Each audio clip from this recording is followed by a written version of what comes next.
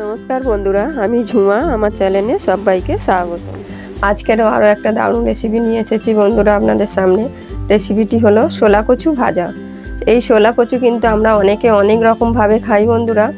আমি কিভাবে বানিয়েছি আপনাদের কাছে শেয়ার করেছি। এইভাবে বাড়িতে বানিয়ে একবার খেয়ে দেখুন, অসাধারণ খেতে হয় বন্ধুরা। গরম গরম ভাতের সাথে কিন্তু আর কিছু লাগবে না, এই কচু ভাজা দিয়েই কিন্তু ভাত খাওয়া হয়ে যাবে। প্রথম থেকে শেষ অবধি রেসিপিটি দেখবেন। দেখে যদি ভালো লাগে বন্ধুরা একটা লাইক শেয়ার কমেন্ট করতে ভুলবেন না। বন্ধুরা আজকের আমি কচু নিয়ে চলে এসেছি। এটা কিন্তু শোলা কচু, দেখতেই পাচ্ছেন এটা কত বড় একটা শোলার কচু। এই কচু রেসিপি নিয়ে আপনাদের কাছে আজকে শেয়ার করব। কচুটা আমি আগে খোসাটা ছাড়িয়ে নেব।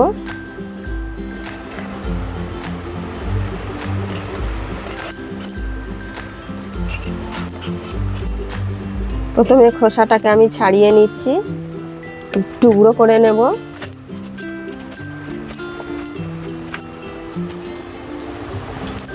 কচুটাকে আমি খোসাটা ছাড়িয়ে নিয়েছি, নিয়ে এবার টুকরো করে নেব।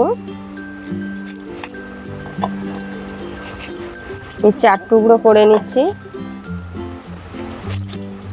এবার আমি সরু সরু করে কেটে নেব, একদম সরু সরু, যতটা সরু পারবেন। সরু সরু কাটলে কিন্তু খেতেও ভালো লাগবে, দেখতেও ভালো লাগবে।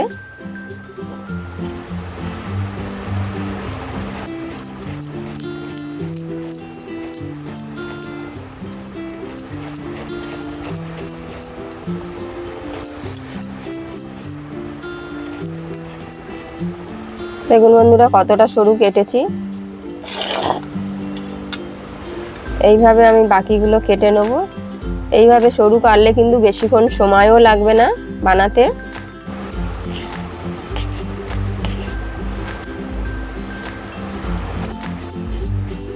আপনারা চাইলে মোটা করে কাটতে পারেন, কিন্তু সরু করে কাটলে বেশি ভালো লাগবে, দেখতেও সুন্দর লাগবে, সময়ও লাগবে না। আমি এইভাবে বাকিগুলো কেটে নেব।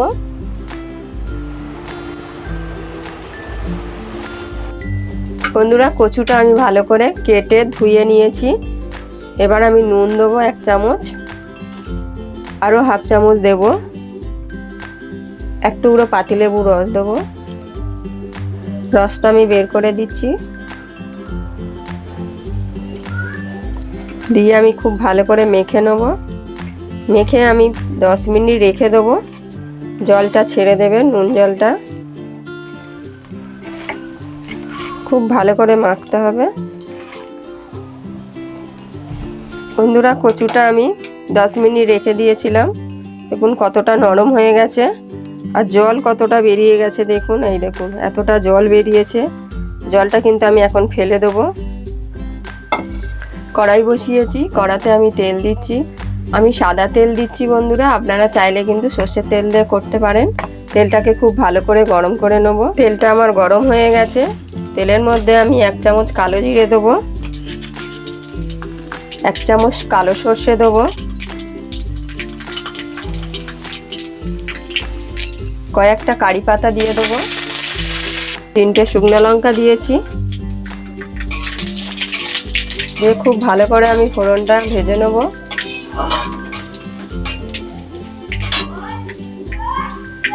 এখানে 4টে কাঁচা লঙ্কা দিয়েছি। লঙ্কাটা আপনারা স্বাদ অনুযায়ী দেবেন।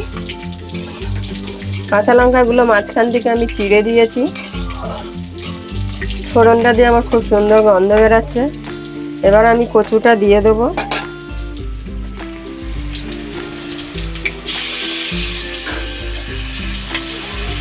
গ্যাসটা আমি এখন জোরে দিয়ে দেবো বন্ধুরা। দিয়ে খুব ভালো করে এবার ভাজতে হবে। আমি 1 চামচ হলুদ দিয়ে দিয়েছি। হলুদটা দেওয়ার পরে এবার আমি খুব ভালো করে মিক্স করে দেবো। বন্ধুরা আমি গ্যাসটা এতক্ষণ জোরে ছিল, দেখুন জলটাও শুকিয়ে গেছে, একদম শুকনো শুকনো হয়ে গেছে। গ্যাসটা আমি এখন একটু কমিয়ে দেবো, মানে মিডিয়ামে থাকবে। মিডিয়ামে দিয়ে আমি খুব ভালো করে আরও লাল করে ভেজে নেব। বন্ধুরা দেখুন আমার একদম ভাজা হয়ে গেছে। গ্যাস কিন্তু একদম মিডিয়ামে আছে, সুন্দর লাল লাল হয়ে গেছে। সবশেষে আমি অল্প ম্যাগি মশলা দেবো,